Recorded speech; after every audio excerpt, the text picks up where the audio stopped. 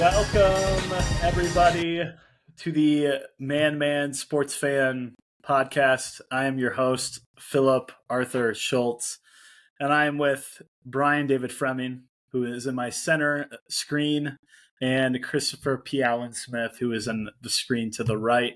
I think Larry David would really like our intro song. You know, it doesn't have any horns, kind of like in Curb, but I think he would approve personally. So I don't know if I disagree with that. Yeah. Yeah, I think Larry would job. Speaking of Larry David, final season of Curb Your Enthusiasm. It's underway. Chris, we know this is your wheelhouse. Tell us. You don't need to tell us anything about the episode. How are you feeling that it started? Yeah, it feels great. It's a bittersweet moment getting the last season underway. The beauty of the show is that whether it's season 1 or season 12, you're getting the same intro, the same music in between each episode. It's just beautiful. And it's good to have Larry back. He's all fired up in episode 1, so I like what we got going on here. Frem, do you watch the show? Do you like the show? I've watched the show with Mr. Christopher over there. Solid show. Not kept up with it since the college days. I was a Seinfeld fan in my childhood, so definitely can appreciate Larry David, what he does. I don't get a lot of support in the household to watch a show like Curb Your Enthusiasm. But other than that, yeah, if I was with Chris, I would watch it for sure. We support you, and if you need our moral support in the future, let us know. Yeah, I showed Chris the show, so I feel like I have a special place in lore in Chris's life. It's funny because I didn't really keep up with the show as much either. I also just don't have HBO, so which is my fault for sure. But yeah, Chris, are you? Yeah, you've had HBO this whole time. Yeah, I mean, it all started at Stetler Apartments in Whitewater, where you busted out the DVDs. I think it was like season 4, something like that. And yeah, it was the middle season. Yeah, it just spoke to me. Yeah, but I'm with you, friend. Like, Seinfeld is incredible, and it is a little more family friendly than Curb gets. What other show are you guys watching? If you're watching a show, what are you watching right now outside of Curb? I don't watch a lot of shows, I'll say.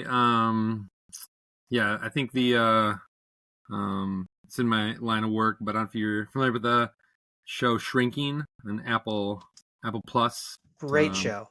Was a big fan of Shrinking. Waiting for season 2 right now. So got some Harrison Ford in there. So from? Does anybody know where he's from? No. You got me, Phil. The great small town of Ripon, Wisconsin. Oh. Probably had some good cookies in his day. The more you know. Wait, cookies? Yeah, Ripon good cookies. Come on, man. You don't know about Ripon cookies, Phil? I do not. I'm from the west side. From? Yeah, from the west side, which you guys call the north, but it is not that.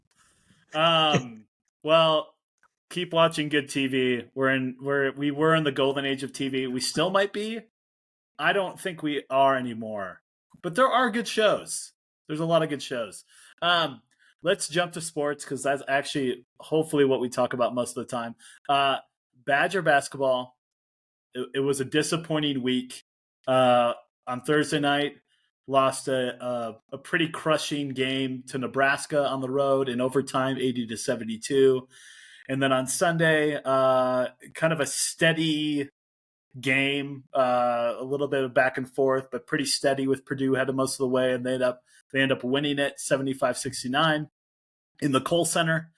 Let's talk first about the Nebraska game. Blew a 19-point lead. In your guys' mind, what happened? We were texting during the game, and it felt like it was kind of this slow burn, and yet there are these moments or pockets where, yeah, a lot kind of like the Badgers kind of wind was fully taken out of their sails. So yeah, talk about what you guys saw and what your kind of analysis was of the game. Yeah, so the Nebraska game, I mean, it was really interesting because obviously the Badgers came out hot and played really well. I would say for the most part in the first half. I think that first half ended with Chucky Hepburn getting a couple steals and going on like his own personal like 7 or 9-0 run. But then when we came out of the half, we just completely changed the way we played. Like it reminded me of last year's team where we were settling for jump shots. We weren't attacking the paint at all. Like shot selection just in general was not great. And obviously Nebraska's really good at home. They're undefeated in Big Ten play. And they started to get the momentum. And like we chose to play softer. Like I said, shot selection wasn't great, and you could just feel it turn. And what's super interesting is it's the exact same thing we did at Nebraska last year. So I don't know what it is. Like guard's been really good this year about emphasizing getting the ball in the paint, and we just completely went away from that in the second half. And I think that changed the momentum. And like I said, once they got hot, it was really hard to stop them. And they were hitting some big shots down the stretch. Yeah, like Chris said, tale of two halves. Definitely came out not playing well in the second half. Yeah, you look at 31 3-point shots overall, 10 of 31. Outside of Store, I mean, not a lot of great offensive production. I think, like Chris said, settling for a lot of jumpers, threes. Yeah, and I mean, on the road like that, Big Ten, we've talked about Big Ten basketball on the road. I think, yeah, definitely in our last podcast, we kind of talked about how this could be a really tough battle on the road. I think you come out in the second half, you got to, play to your strengths, get in the post, score early and often, and bury them right away. And we definitely left the door wide open. And yeah, like Chris said, head scratcher.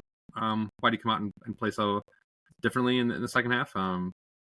Yeah, and especially if you're shooting that poorly over and over again, you'd think at some point you change your tactics there. It was interesting too because guard really tightened up his rotation in the second half, which he hasn't really done this year at all. So I'm not sure the reasoning behind that, but it just felt like he wanted essentially his starters out there, and they were just gassed by the end of that game, and you could totally see it. And it showed in overtime. Like we had nothing left. Yeah, and you wonder if that also did affect the Purdue game, which we'll get to in a little bit. But yeah, it feels like when Wisconsin came out for the second half, it's almost like they were starting to try to milk the clock. And you're like, why are you doing this? Like, especially knowing that Nebraska didn't shoot that well in the first half. Tominaga never got going. In fact, Tominaga was almost a non-factor in this game, which, what should excite Nebraska fans because you still beat the number 6 team in the nation. And I also think with the Badgers, they for the first 10 minutes, I think they just, I don't know, they just like lost confidence. They weren't hitting those shots. Like you guys said, they weren't getting in the post. They were moving the ball slowly, and then they were having these kind of like wild turnovers as kind of the pressure mounted. And I think at one point it was a 20-3 run by Nebraska. And yeah, I mean, all of a sudden you felt like you were losing it when you were pretty dominant in the first half, and you even could have been up more than 19. You probably could have been up 25 because of how they were shooting and how they were playing defense. But it was almost like they were afraid of the traps. Like they stopped putting the post. They're almost afraid of the traps because they don't want to turn it over, and it just completely backfired.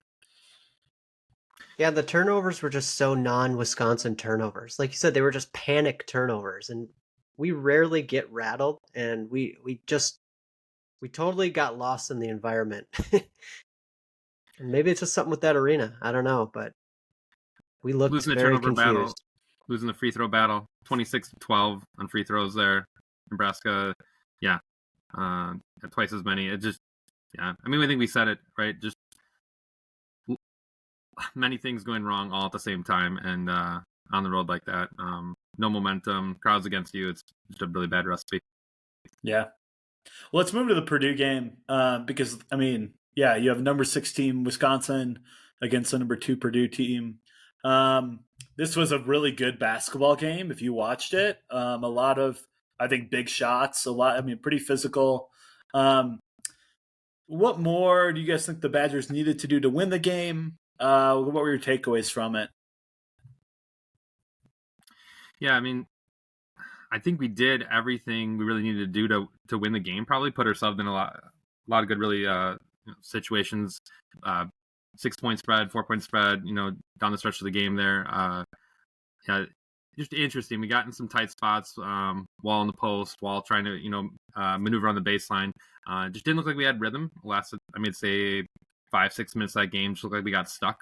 Ball didn't seem to be flowing. Didn't seem to get the right guys the ball in the right spots for the right shots. But yeah, defensively, we talked about Zach Edey. He's going to get his. He's going to dominate. He's a 7'4" behemoth. Extremely hard to guard in the middle.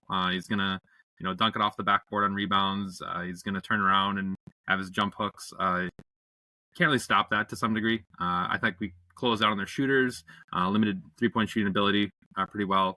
But yeah, just the offensive end. The guys, shooting the ball in certain moments are like, nope, I don't want that guy. I see you shooting the ball. I especially coming off the Nebraska piece, I think Chris had a great ad with the minutes there. I think we played really well. We were in a really good position down the stretch. Just untimely basketball, and like I said, the rhythm just seemed to fall off a cliff there. I actually thought we played really well defensively. I mean, I feel like we executed the game plan we wanted. We held them to a really low 3-point percentage. I mean, we were working them hard in the post. Edey got a few easy ones, but for the most part, we made them work. What's his name? Their guard, Lance Jones. Lance Jones was super good. I mean, watching him live was like, holy cow, he was impressive. But what I think really went wrong was a lot of individual performances. And so the ones that come to my mind, Chucky Hepburn, like we've talked, I think I mentioned a couple weeks ago, like Hepburn, like the best thing that's happened to him is he's become this facilitator on the team. And it's really opened up a lot offensively. But now it's almost swung so far that he doesn't even look to shoot. And there were a lot of opportunities where he was coming off screens or had a chance to attack the rim, and he just stopped. Which, like, we need to find a balance somewhere in the middle there. Stephen Crowell didn't want any part of Zach Edey, and it showed. And I think Guard even called him out after the game. Like, you gotta, like, there were times where he had one-on-ones and he was just waiting for the double, and the double wasn't coming. So I think it was totally in his head. And then just AJ Store's shot selection was very suboptimal. And you could tell it frustrated Guard because he yanked him for the last 5 or 6 minutes of the game. And I think it was the right move, honestly, because he just wasn't playing within the game that the Badgers usually play. So I think it's a lot of individual things that just didn't connect. Tyler Wall played his best game of the season, so that was great to see. I thought they played well. Purdue's a really good team. They just, like, they didn't play together, which is odd of this team. Yeah, and I was noticing it felt like, what Purdue wanted to do was say, hey, we're actually going to take away any open threes you have. So we're going to stick so close to these guards who can go off the dribble, but we're going to give you kind of mid-range shots if you want them. Or you can go into Zach Edey and try to get a bucket. And it just felt like, we were 0 for 12 in the second half on three-pointers. I think we're 3 for 11 the first half, or 3 for 10. It wasn't good. And you just got this sense that, like, man, are our legs tired from the Nebraska game? Again, it's a pretty quick turnaround. We had a late Thursday away game in Nebraska, which is not close. Coming back into Madison, you have a early Sunday morning game, or I guess noon Sunday morning game. I think legs were a little bit of a thing. But I'm with you. I just think the shot selection, I don't think they wanted to take mid-range jumpers, and they almost needed to. But you also, I think, give credit to Purdue. I think they played really well defensively, and we were still able to get almost 70 points. If you're going to take a positive away from the game, what would that positive be for each of you? Like Chris said, Purdue is number 2 in the country, could be number 1 in the country, depending on how you want to rank the teams. We hung with them. some would say we should have won the game, we could have won the game. So I think we can play at that level even when we're not playing at our best, right? So definitely in the last 5 to 6 minutes, not our best basketball there. So even not playing at our best, that was a very tight basketball game. So I think there's a lot to be said of we can hang with the best probably. And I think that does say something about the Badgers long term. I'd feel remiss if I don't mention his name, but I feel like Connor Essegian is continuing to ascend, and I think that's going to be huge down the stretch of this season. He played really well. I mean, I know he was over 4 from 3, but he made plays, and he's starting to look more confident. So to me, that's a big takeaway outside of obviously Tyler Wall, like really stepping up in a big moment, which was great to see. And I will say Connor did have that deep three, and I mean I know it was a deep shot, but I thought it was a great look at the hoop right there, and I think that's a shot Connor could make on another night. So it was nice to see him down the stretch. I think he's going to make those shots eventually, and hopefully he makes them in maybe even a bigger game. Well, I think his shot selection, along with Tyler Wall, was by far the best. Those are the two that I thought actually probably played the best. And it's not like even Essegian got a ton of minutes. But when he did, he used them really well. And he played really good defense for what he can kind of do. That's not his strength, but I thought he actually probably played the best defense I've seen from him. I think the one thing that I love to see, which I haven't seen a Badger team do in my lifetime maybe, is be able to try to put full court pressure effectively at the end of a game and get some turnovers and get some steals, looks. I mean, Wisconsin actually fought to the end, which sometimes I feel like we kind of keel over and kind of just lay down when it gets to 7-8 points and a minute left or 45 seconds left, and we just didn't. We actually put ourselves in a position to maybe get within one score. And if some refereeing decisions kind of go differently, and there's a lot of talk about that at the end of the game, I don't think that's why we lost per se. But I think you could at least maybe get within a score if some things fall differently. And that, I think, if anything, gives me a lot of just excitement with the team, because this is going to be a tough week. Going 0-2 sucks. That's not what any of us thought was going to happen. And, obviously our place to maybe try to win the Big Ten is in jeopardy a little bit. And yet, I think that was something I, just saw as really a positive in Wisconsin basketball. Something we haven't seen, almost like, are you willing to go into a dogfight and even toward the end and really try to get it back? All right, so we went 0-2. Obviously in the Big Ten, now we have 3 losses. The other one, Penn State, so brutal. What is your panic level? 1 to 10. Who's going to speak? 1, and no panic whatsoever. This Badger team is, I think, built to perform, and we've talked about their depth. No panic. Nebraska, unfortunate loss on the road, but Purdue's a really good basketball team there, and like I think we all said, like we could have actually won that game even though we didn't play our best. Mine is a 3, and I'm choosing 3 intentionally because, as I said a few weeks ago, I worry about this team hitting the 3 consistently, and that really bit them this week. And if they can't consistently hit threes, I worry about them long term in terms of going deep in the tournament, which really is what matters. So I'll put it at 3. I'm not concerned about the losses itself, but I'm concerned a little bit with what I saw shooting the ball this week. There was 3 straight halves of bad shooting, or maybe even bad shot selection. Maybe that's a midseason lull, and maybe this is just coming. But I think I'm with Frem. I'm not concerned. I mean, Nebraska almost went into Illinois and beat them.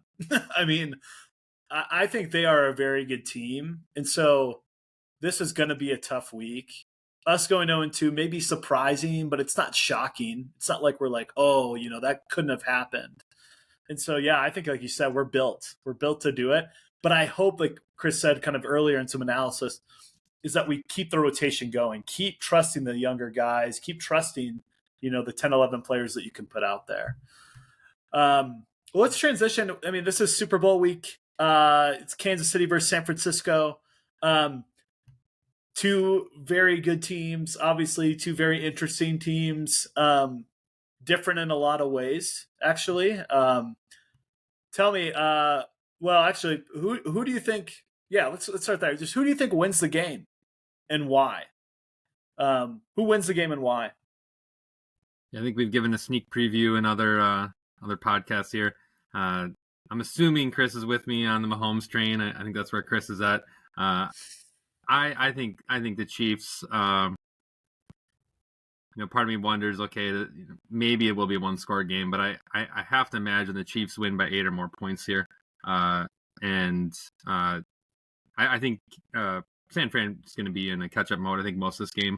I expect KC to run the ball well. I think we've seen San Francisco's defense on the run struggle greatly again, both with Green Bay and Detroit. So I expect Isaiah Pacheco to run all over the place, get at least I'd say at least minimum 80 yards, maybe 120 yards at most, a touchdown. And I think Pacheco gets MVP. I think they keep it on the ground. They just wear out San Fran's D and don't let those end rushers, get to Mahomes much. Yeah, and I think it's I would even say I don't know if this game gets a lot of points even. I think Casey's going to control the ball a lot, keep the ball on the ground. Yeah, don't think a lot of points are scored. Yeah, I would say Kansas City's better defensively than San Fran, which I don't know if that's a debate at this point. Maybe it is. I don't feel like it is. Special teams, I give the edge to Kansas City. Definitely trust Bucker way more than I would trust the Moody. But offensively, like Mahomes, he's just so solid, and he loves the big moment. He's not afraid of the stage. I trust him making throws. I don't care who it's to. Like I said last week, I mean, they've been throwing to guys that have, like, MVS is catching the ball now. That makes a difference, but they know what they need to do. They're putting the ball in the hands of their best players. They're giving it to Pacheco, giving it to Kelsey, and they're throwing it to Rice, and they're just going to live and die by that. And they are good enough at protecting Mahomes that I feel like he's just going to make enough plays. I'll say I'm not quite as bold as Frem to say 8+, but I do think they win like 28-24, something like that. But I do think they overall control the game, like Frem is saying. I do agree with that take too. Yeah, it's pretty bad radio to everybody pick the Chiefs. I think with San Francisco, we have seen them be really dominant in years past. They pretty much played 2 pretty good games, made some really clutch plays when they needed to, and that's how they got to the Super Bowl here. I don't know if they really played that well in either game or, had a complete game. And so part of me thinks, like, is Kansas City going in with too much confidence? It feels like San Francisco looks not as good, just based on the last 2 weeks or last 2 games. And yet I'm going to pick the Chiefs. I think just because of Mahomes, knowing that he probably won't make the mistakes that Brock Purdy could, and also that defense is legit. For them to not score, for Kansas City not to score in the second half, and this would still win the game on the road against the Ravens. I mean, it's a testament to how good that defense is. And just even when I've read about them, supposedly they just really gel well together, and their secondary is lockdown. McDuffie and L'Jarius Sneed are just both insanely good. And so, yeah, I mean, San Francisco doesn't have the secondary, even close to the secondary that Kansas City has. Who's MVP? You said Pacheco, from Dog. Chris, who's MVP? I mean, I think Mahomes will be the MVP, and like I just think he's like I'll just predict him to throw 303 touchdowns. It's hard for a non-QB, I guess, to win the MVP. If I had to give it to someone else, I would say Kelsey's probably the second favorite in my mind. Yeah, it's so QB driven, right? I'm with you. I think Mahomes would get it, or he'll get it. And then he'll notch his 3rd Super Bowl to his belt. I mean, if James White can't win the MVP, I don't think any non-quarterback can. It sucks. James White. We'll live it. Who thought that he would actually be a good running back in the NFL? I did not. No. But that's what Bill Belichick does, and yet he's not coaching this year. Can we just name quick before we switch on that we're all picking the Chiefs and we all feel very confident. Vegas has the Niners as a 1.5 favorite. Wow. Right. Well, I wonder if they think their defense is going to play better than they've played. But yeah, I mean, to go back a little bit on Chris's point, I'd probably disagree with. We haven't really seen Mahomes successfully put the ball in the air that well. I think they know they're. I think you've both noted in our last couple shows here that Casey has a great O-line. I think they're going to pound the ball. I don't think Mahomes even gets over 250. I don't think he needs to. I think they just can run the ball, ground the ball. And when Brock Purdy makes his turnovers, it's going to be painful because then Casey's just going to be back on the field, and you're going to see this just grind. San Fran, yeah, I don't think Green Bay and Detroit have elite offensive lines. I mean, yes, Aaron Jones, Jahmyr Gibbs, David Montgomery, all good running backs, but I wouldn't say they're the best running backs in the game. And so, yeah, I think ball control is big here, and Brock Purdy will probably have to play a spotless game, I think, to win, if they have a chance to win. Or just fluke things, right? Fumbles. Yeah. But Mahomes just doesn't make he just doesn't make the mistake, right? I mean, he is the TB12 2.0, where he does what he needs to kind of win a game. And he doesn't need to look amazing, like he doesn't need to show that he can do more. I feel like that's where like Lamar Jackson or Josh Allen, or Dak even, they feel like they had to like carry it themselves. And I feel like with Mahomes, it's especially now with that defense, he just knows he doesn't need to. Right. And he's fallen into that in the past where he's thrown it deep and he shouldn't. And I think he went through those pains, especially when Tyreek left. And yeah, it's kind of fun to watch him in kind of a second era of Mahomes. Even I don't even know if we could say that, but post Tyreek, if anything, right? It's all like, again, he's almost underrated in ways, right? It's pretty interesting. The fact that you would even say he doesn't even need to throw it. It's kind of interesting, So I wish it wasn't Kansas City 49ers. I really wish it wasn't the Super Bowl. I'm excited, but I'm not. And I felt that way with other Super Bowls, mostly when Tom Brady was playing.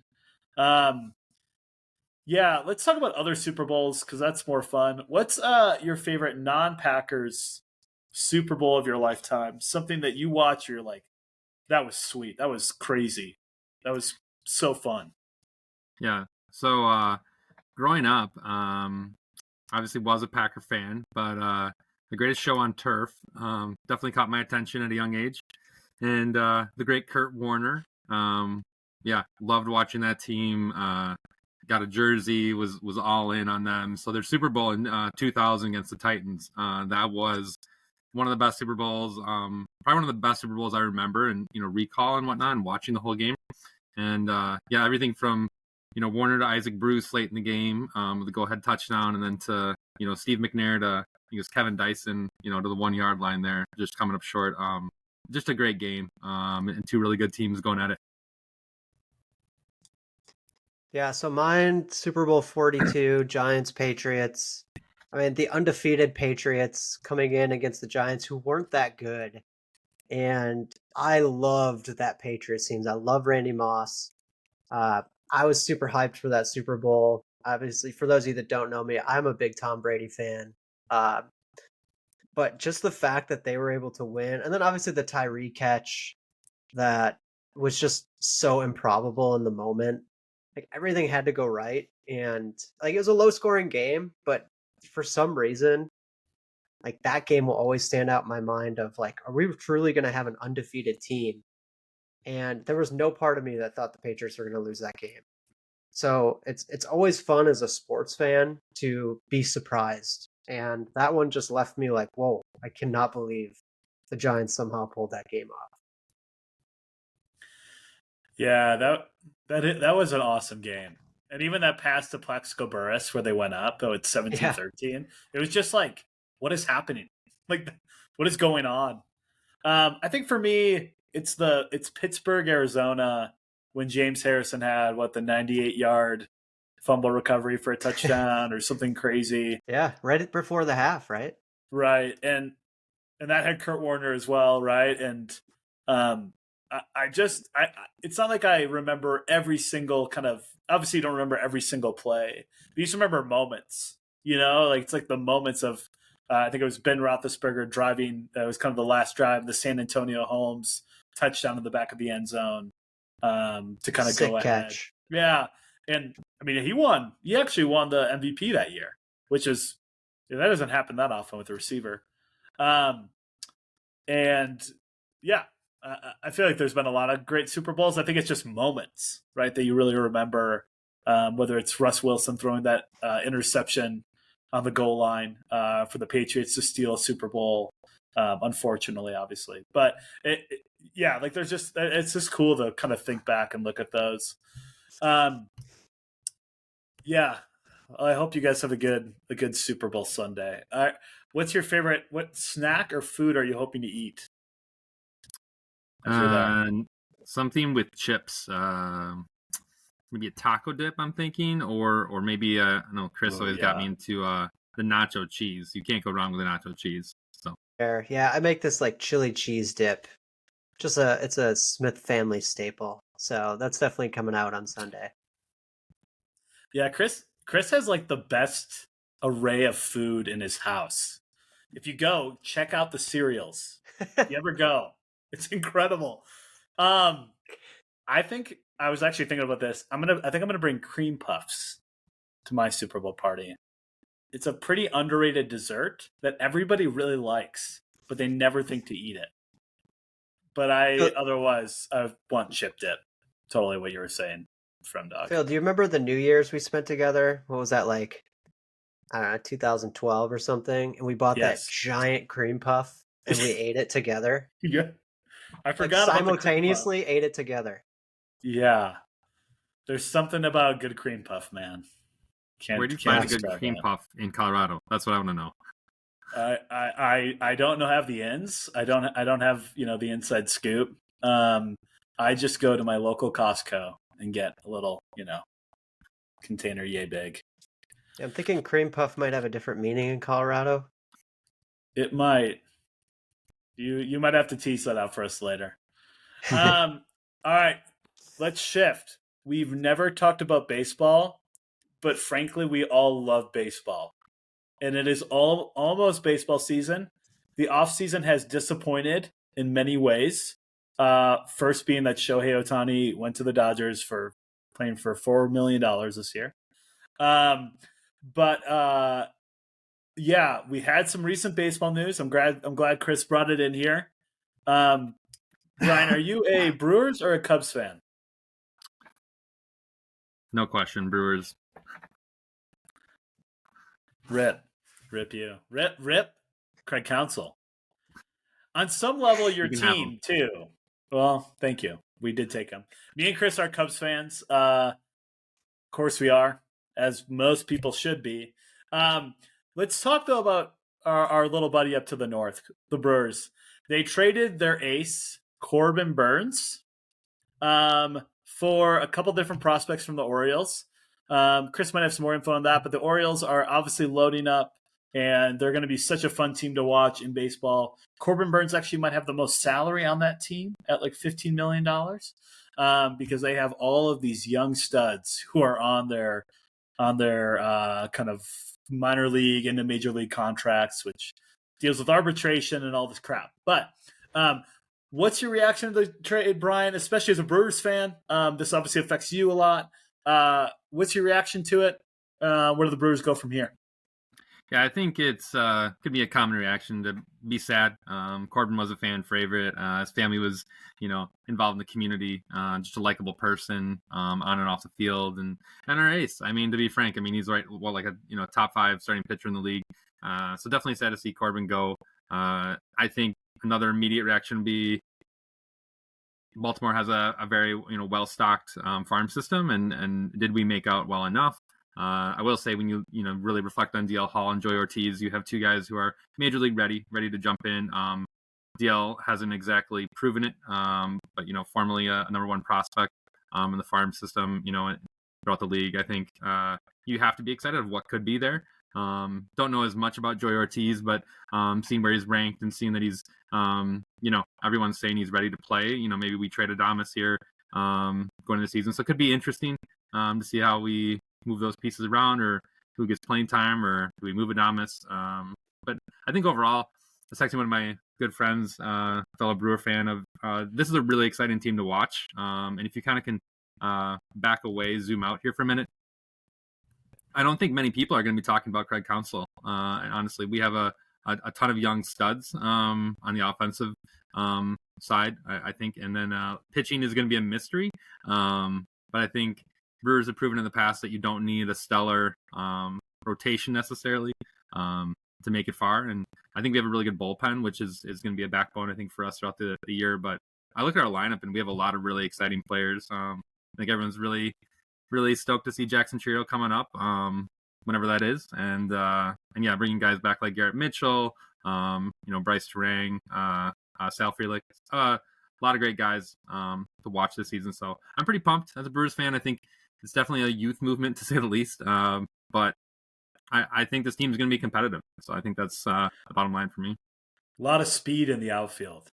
That's what I noticed about the Brewers last year. Is like, oh my gosh, like all these guys can fly, and it is fun to watch them. Like it was, those Cubs Brewers games are really good. A lot of back and forth. Chris, you know some about the Brewers here, that trade that they made. Do you think it was the right move for them? Last year the contract, Corbin Burns felt like he was going to be leaving, or at least testing the market. What's your analysis of it? Yeah, I think Burns was going to be gone at the end of the year. The Brewers did not help themselves by how they handled the arbitration thing last year. And I know that on the surface, there's some things about that we don't understand, like if we're not diehard baseball fans. But I think that really kind of ticked Corbin Burns off. The one thing that's interesting, and Brian, I don't know if you feel this way, but a lot of Brewer fans that I know personally, I felt like didn't appreciate how good Corbin Burns was. I think he's an ace too, and I think going to Baltimore is going to rejuvenate him a little bit. But truthfully, I was shocked. I think they could have got the same package at the trade deadline. Like this just didn't feel like something that I would have jumped at in February. But DL Hall is an interesting prospect. They want him to be a starter, which some people kind of waver on that. He could be a really high-end reliever for them. Hopefully they don't change his name to IL Hall. That would not be good. But I just don't know. Like they signed Rhys Hoskins and then they trade Burns. So I'm just not 100% sure what their plan is, because the rotation has really anchored them the last few years, and they're going to be going in with a lot of question marks.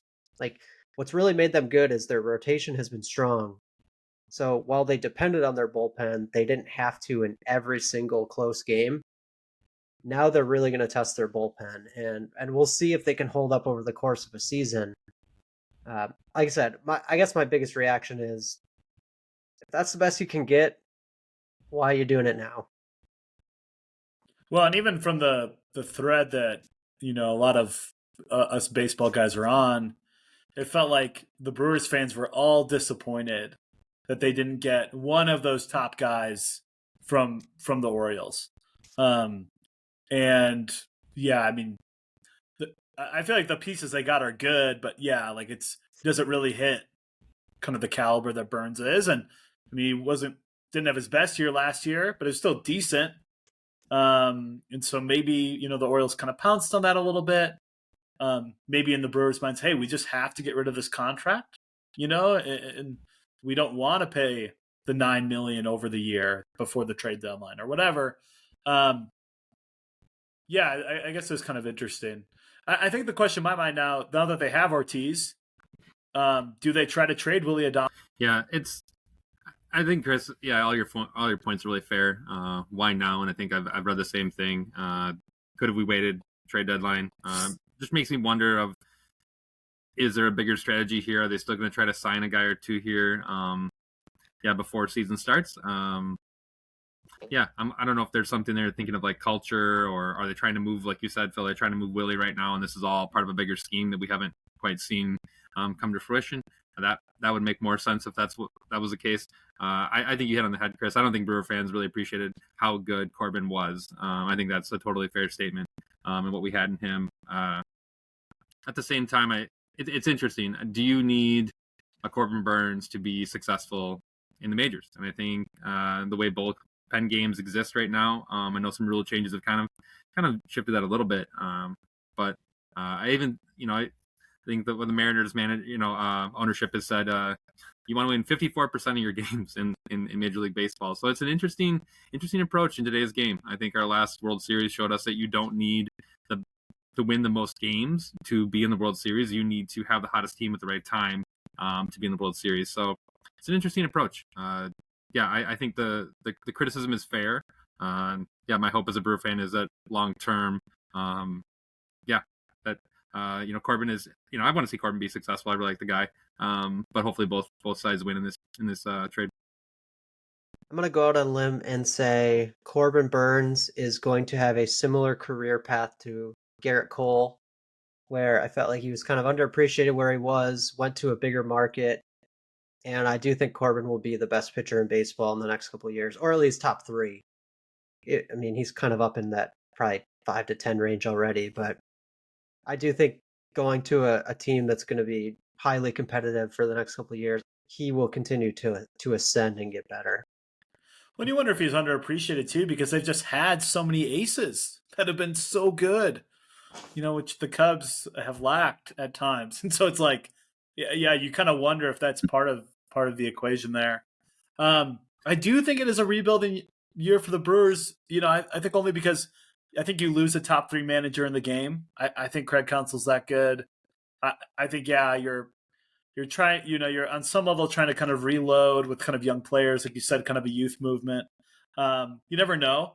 Teams can go on runs in baseball that are kind of crazy, but we know the Reds are getting better. I think the Cubs will probably be getting better in there again next year toward kind of the playoff hunt. And then the Cardinals are always there, unfortunately. So it is one of these where it's just kind of an interesting year for the Brewers, and to be a Brewers fan, but they'll stay loyal. I think that's what's really cool about the Brewers is they do have this loyal fan base that's there every game. It is cool to see that. Let's talk Cubs just really briefly. I think just let's get a gauge of the Cubs offseason in our minds here. How would you rate it? What letter grade would you give it? And then what else did they need to do this offseason to really complete or get to a better place? Chris, we'll start with you with it. So currently I give it around a C. Maybe it's unfair. Going into the offseason, I felt like we were somewhat teased as Cubs fans that this was going to be a huge offseason. And there's been a lot of smoke around a lot of the big players. And like getting Imanaga is great. It doesn't feel like that huge move, but it's definitely a good move to help solidify the rotation that needed some depth. But I still think they're missing offensively. I actually like Michael Busch. Like getting him from the Dodgers is a sneaky good move. He's a prospect I've always liked. But I do think they need some consistent bats in the lineup. I don't know. I feel like Cody Bellinger has to be a must get at this point. I don't know who else is going to sign him personally. It just kind of feels like the tea leaves are saying he's coming to Chicago. But if you miss on Bellinger, I drop my grade. If they get him, I probably bump it up to like a B-. Like just it's a solid offseason, not great. Like I don't think we're in super competitive mode yet in terms of making a deep run. I do think we could make the playoffs. Like you said, getting Counsell is huge. I guess we can count that as part of the offseason.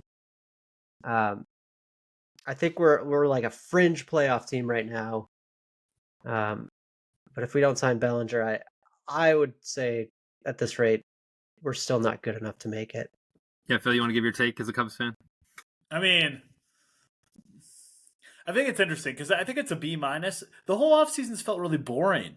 I feel like the only teams that are doing anything are the Dodgers the Mariners, of course, because they always do, and the Royals. So it's like, That's a good point. it's hard to. It feels like everybody's still waiting, and everybody thought, oh, once Otani's off the board, all these dominoes will fall. And I just think that all these agents, especially Boris, have kind of overrated their their free agency, and so I think all these teams are waiting because Matt Chapman's still out there, Blake Snell's still out there, obviously Bellinger's still out there. The one really big fish besides Otani was Hader, and I actually thought the Cubs might make a play for him, but it just feels like Jed Hoyer, this kind of whole philosophy on relievers is maybe 2 years, maybe 3 at the most. So I think I give it a B minus, mostly because of Council. I do like the moves they made so far. It feels like Bellinger's gonna happen, but you never know. I mean, maybe the Giants swoop in last minute, but although they signed the I can't think of his name, but they signed the player from South Korea. So that's kind of where I'm at. I think like you said, everybody talked up this big offseason, and I think if obviously Otani was the fish that Cubs fans maybe thought it could maybe happen. And then when that didn't, it just, I don't know. We're kind of in a standstill, I think, in baseball. All right, Brian, as a rival fan, what do you make of the Cubs? Yeah, I'm with you, Phil. I think Chris is maybe a little down on the Cubbies. B minus sounds pretty fair to me. Imanaga, always hard to know how these guys coming over, transitioning to the MLB, how they're gonna do. But he at least looks like a mid-tier pitcher right there. Could be maybe a 2 at the highest, maybe bottom rotation guy at the lowest. So I think that's a solid pickup. I'm a big fan of Michael Busch as well, waiting him to break out with the Dodgers. Never quite did. Kind of started to see some sparks finally last year in our fantasy baseball league. I kept picking him up, hoping he would do something, hoping he'd strike. So, and I think you added Hector Neris there at the back end with Azalea and Merriweather. So I mean, there's pieces. I think Chris, you're absolutely right. I think the Cubs and Brewers are both these fringe, like, could they make the wild card team? They'll be in the hunt at the end. Maybe they'll miss, but they're going to be competitive. They're going to be over 500. So, I think you had on Phil. Yankees, Dodgers definitely dominated the offseason with their big moves. Yankees getting Soto. Dodgers, I think the move that I actually their best move potentially. We don't know. Otani's not going to pitch. He's going to hit this year. Yamamoto, how does he transition? But they got Tyler Glass now. Probably a top 10 pitcher. Probably should have been, maybe the best offseason move, but because of their moves with Yamamoto and Otani, I think he's been totally overshadowed in this. But I think he could be their best pitcher overall. So I thought that was maybe the best or most interesting move outside of the other big fish that were brought in. But yeah, the coastline's definitely dominating the offseason, and the Royals collecting all the mid-tier players that they can, kind of like the Cardinals did that as well. A bunch of veteran pitchers that maybe have something left in the tank. So overall, I think the Astros, you said with Hader, that was a pretty big move. But yeah, kind of boring outside of those 2 big clubs, making the moves. So amid this then boring offseason, what has been for you guys is like either your like favorite free agent move or favorite trade so far? Yeah, I think Brian nailed a couple of them. I mean, I do think Corbin Burns might be the most impactful move in terms of a player going to a team with a big need. Like Baltimore needed an ace, and they just got one and didn't have to give up any of their really high on prospects. But to me, it's the Yankees getting Soto. I'm going to stick with the same theme I talked about with Burns. Somehow I feel like Padres fans did not appreciate Juan Soto and felt like he was a bust. And I don't understand that. I think he's still an absolute star. And pairing him with Judge in that lineup is going to be sick. I think he could win the MVP this year. So I think that could be the move that really helps move the needle for the Yankees. And they needed something. They needed a little jolt. Yeah, I think I already hit on it. I think Glass now was one of the ones I thought was most interesting. But I think is going to Yeah, probably. I mean, they re-signed Kershaw too. I mean, they're just stacked, top to bottom. I mean, good luck playing the LA Dodgers this year. I mean, I think kind of a sneaky move. If he can bounce back, the Braves bought in Chris Sale. I know Chris Sale's kind of had somewhat of a resurgence, so I'm curious, how that goes. I know Red Sox bringing in Grissom, getting some youth there, so I thought it was an interesting trade. Maybe fly under the radar. Braves are probably going to be another, top three team in the NL, so could be an interesting move down the road. Yeah, I'm just glad that the Royals re-signed or got an extension with Bobby DeWitt. That's actually what I'm most happy about all offseason is because, for a small market team to give a guy 11-year deal, with some opt-outs toward the end there, but then also add a potential 3 years for it to be a 14-year deal, to a guy that I think obviously wanted to stay in Kansas City. And I think that's going to rejuvenate that town. That's a baseball town that often doesn't spend money, and maybe this will be kind of a sign that they want to win, considering that they've locked up a cornerstone. And I think, it's at the it's a re-signing, right, or it's an extension. It's not any type of trade or move, but it's just something that excites me within baseball because I just want more small market teams to do this. And it feels like a lot of the teams like, the Brewers or the Braves sign these guys really young and get these like really pretty cheap deals, hoping that they'll be good players. Obviously, the Braves have very much benefited from this with Albies and Acuna and all that.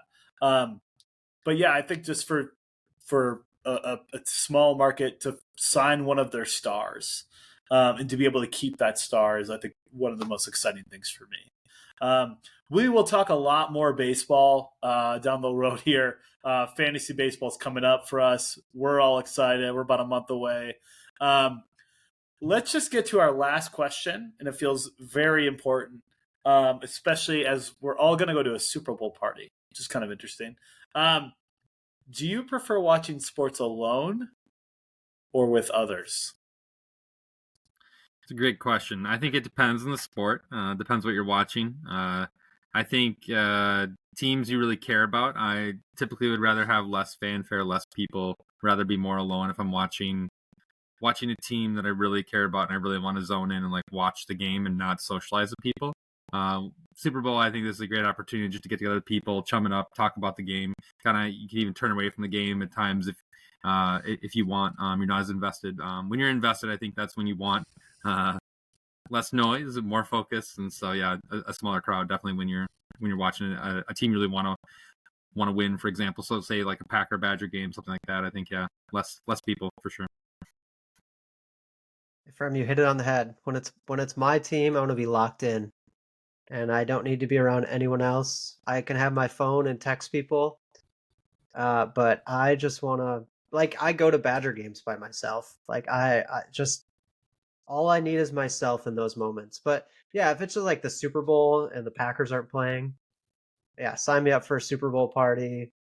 Like going to watch playoff games with friends. I think that's more of a social environment. But yeah, when it's my team, I want to be by myself and I want to be solely focused on that game.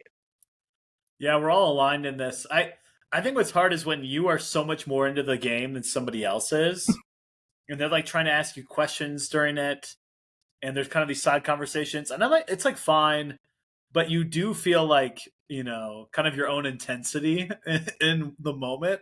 And for us, I mean, we're kind of cool with it, but I think in some ways people are like, is that guy serious? Like, like is that guy like, like he kind of knows too much. It almost feels like you kind of get some judgment.